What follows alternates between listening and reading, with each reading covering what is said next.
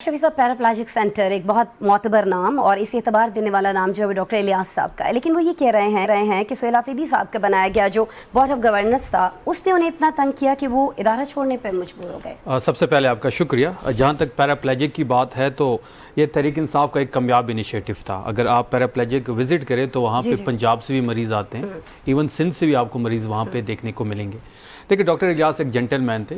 देखिए BOG ने ये फैसला किया, इसमें गवर्नमेंट का कोई काम नहीं होता। BOG जो है वो इंडिपेंडेंट होता है और इनका ज़रा एज का भी इशू था, क्योंकि इनकी एज जो है मेरे ख्याल में अभी 62 को पहुंच चुकी है।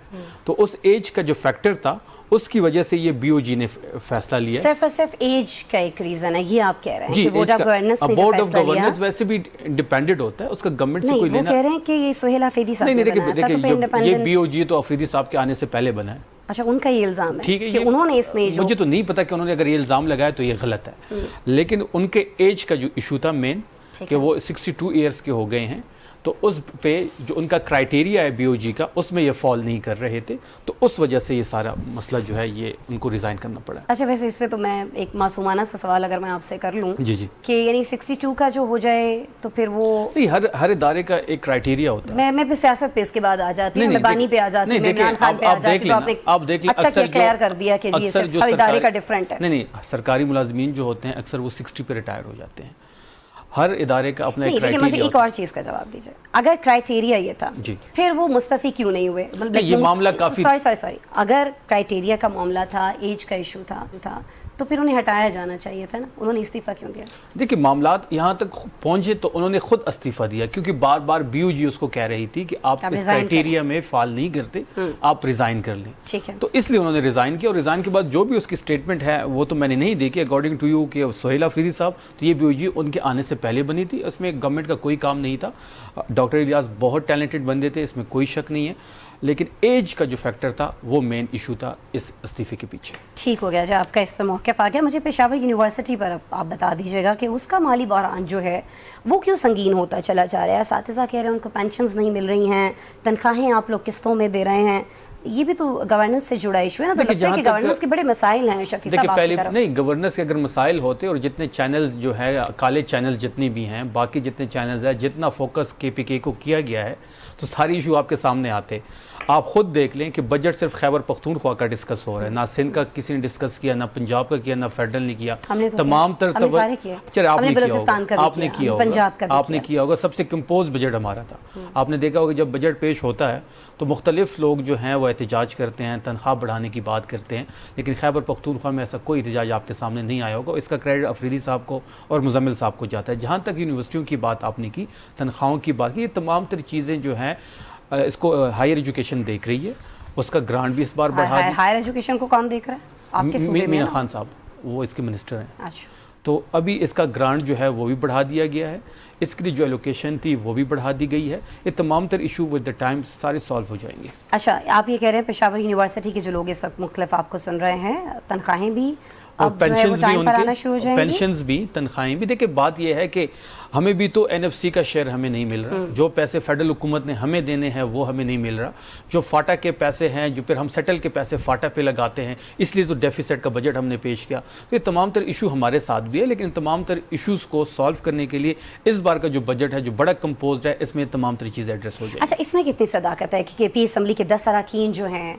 जिनको चुना गया या यूँ कह लें इनको टारगेट किया गया कि उनके हलकों के जो तरक्याती काम है उन पर कट लगाया जाएगा? कोई कट नहीं लगा। आप ADP बुक उठा लें, बड़ा सिंपल सा इसका सोल्यूशन है।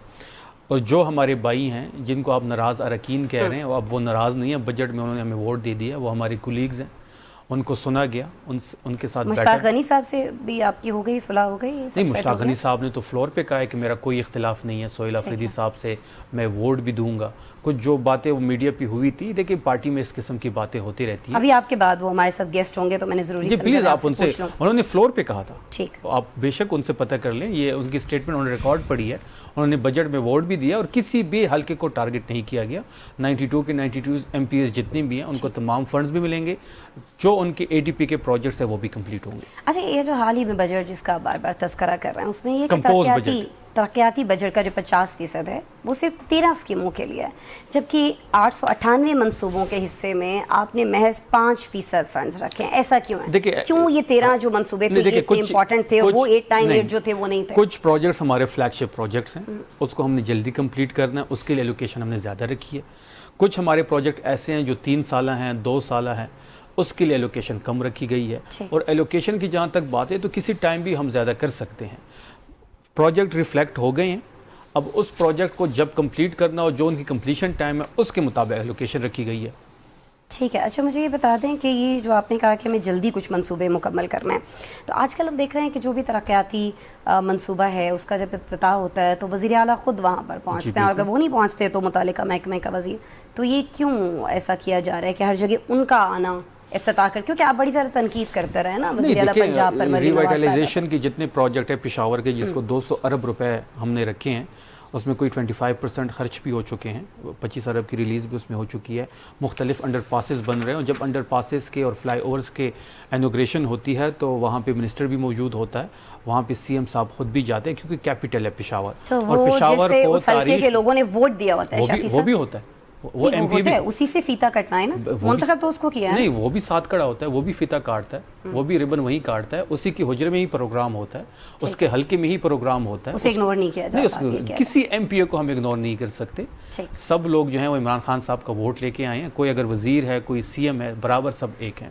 ٹھیک ہے. اچھا کچھ آپ کے اڈیالہ جیل والے معاملات کی اب بات کر لیتے ہیں. گورننس کے حوالے سے تو ظاہر ایشو ہیں، کچھ کرپشن کے بھی الزامات لگتے رہتے ہیں وفاقی حکومت کی جانب سے بھی، خاص طور پر آپ کے مخالف جماعت نون لیگ کی جانب سے. ثبوت کسی کے پاس اس پہ چلے بعد میں آ جاتے ہیں، لیکن مجھے یہ بتا دیجیے گا کہ بیرسٹر گوہر کو یہ کیوں کہنا پڑا ہے کہ سہیل آفریدی کی کرسی جو ہے وہ خطرے میں نہیں؟ آئے دن ہم کچھ نہ کچھ ایسے سنتے رہتے ہیں. گنڈا پر گروپ انہیں سپورٹ نہیں کر رہا ہے، کوئی گروپ نہیں ہے، خود وہ اجلاس میں نہیں آ رہے ہیں. نہیں، اجلاس میں آئے تھے، بجٹ اجلاس میں. آپ کہہ رہے ہیں کہ مشتاق غنی صاحب کی شکایت دور ہو گئی ہے، ہمارے سننے میں تو یہ آ رہا ہے کہ آپ کے جو ناراض اراکین ہیں ان کی شکایتیں بڑھتی چلی جا رہی ہیں. مشتاق غنی صاحب خود فلور پہ کھڑے ہو کے انہوں نے اسٹیٹمنٹ دی ہے، وہ اسٹیٹمنٹ آپ نکال لیں، اپنی ٹیم کو کہہ دیں جب آپ ان سے بات کریں گے بے شک ان سے پوچھ لیں. دیکھیں بات بڑی واضح ہے کہ تحریک انصاف میں عمران خان کا ہاتھ جس پہ ہوگا وہ وزیر اعلیٰ بھی ہوگا، وہ وزیر بھی ہوگا، اور وہ کراؤڈ پولر بھی ہوگا. ڈے ون سے جب سے گورنمنٹ بنی ہے خیبر پختونخوا میں روز نہ روز کوئی نہ کوئی پروپیگنڈا ہوتا ہے. علی امین صاحب کو جب نامزد کیا گیا تو 91 ایم پی ایز ان کے پیچھے کھڑے تھے.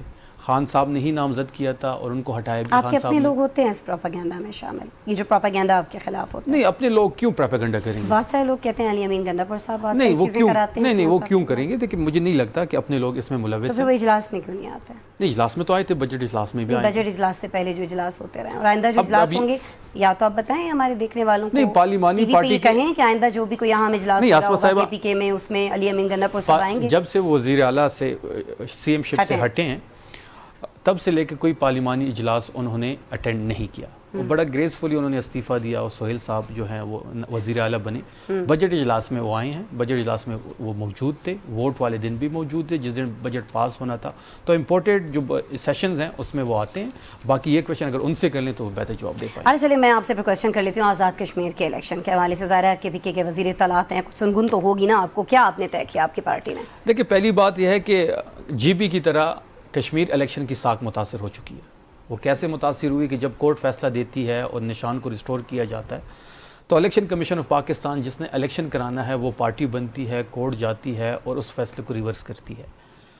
اب ایک فریق جو ہے الیکشن کمیشن آف پاکستان بن گیا تو اس کی تو ساکھ ہی متاثر ہو گئی. ہم نے جی بی الیکشن میں آپ نے دیکھا ہوگا کہ گلگت بلتستان ڈیموکریٹک موومنٹ کے ساتھ ہم نے الائنس کیا. پولو مین ان کا نشان تھا. جب ان کو اطلاع ملی کہ تمام تحریک انصاف کے امیدواران ایک نشان پہ لڑیں گے، اس پارٹی کو بین کیا گیا. اس کے باوجود تمام تر مشکلات کے باوجود جو پری پول ریگنگ ہو رہی ہے اس کے باوجود تحریک انصاف حصہ لے گی الیکشن میں.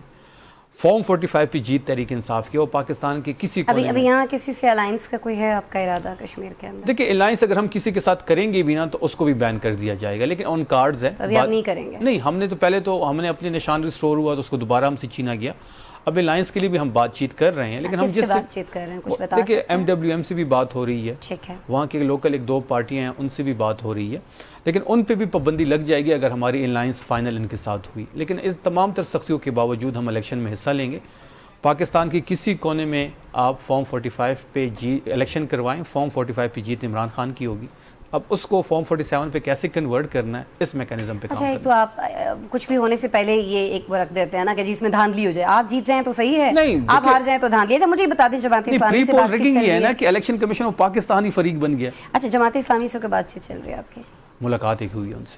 ٹھیک ہے، کچھ آگے چانسز ہیں، کچھ معاملات بڑھیں گے؟ جی آئندہ بھی ایک دو ملاقاتیں ہماری طے ہوں گی۔